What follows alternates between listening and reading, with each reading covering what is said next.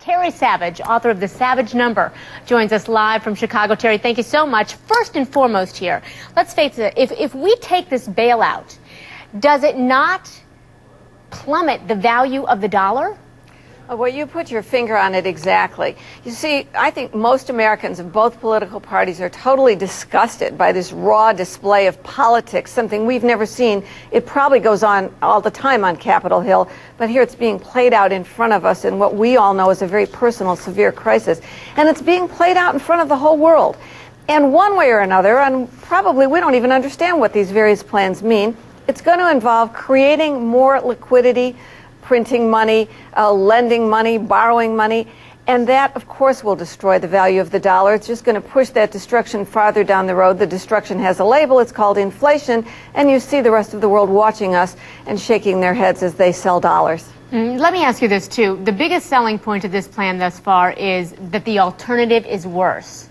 Really, what is the alternative if no plan is passed? Depression? Some are starting to use that word. There's a question about whether we are just postponing the inevitable pain that must come because our economy was full of so much excesses. The idea of this plan is to manage that pain, to spread it out. We may not be able to cure the illness, but we can manage the pain if we have breathing room. And the idea of putting liquidity in some way or another into the economy means that home prices will stop falling because people can go out and get mortgages and buy again, and people can refinance again. And maybe that will just dilute the pain and the problem somewhat until we can get it under control. Without it, it will be very painful. Okay. Let's talk about some other big news today. Washington Mutual being bought out here. Isn't there a concern that this is going to just continue to create a monopoly in the banking and lending industry? Well, like most most other countries, we will probably have a few very large national banks. But the interesting thing about this purchase was that Jamie Dimon at Chase took the whole package. He took the bad loans and he took the good deposits, and they were trying to stem a run on the deposits, and now your money is safe, no question about that. And then they valued the loans that were on the books, the home equity loans, the adjustable rate mortgages, and all of those, and they took big discounts. It's the first time the market has had a chance to value just how much less than face value those are worth. And that was a really interesting prospect.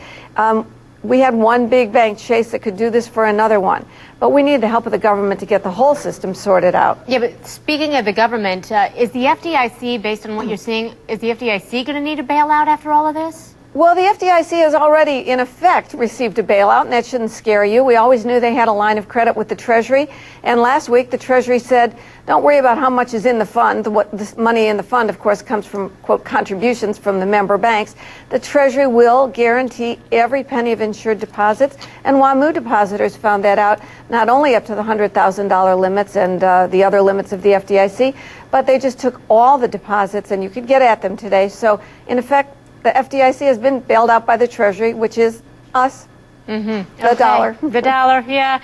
Terry Savage, thank you so much for breaking it down for us. So many people are confused. I'm with you all on that, but we appreciate seeing you. Terry, by the way, is the author of The Savage Number. How much money do you need to retire? And thank you, Terry, again. Thanks, Christy. Sure.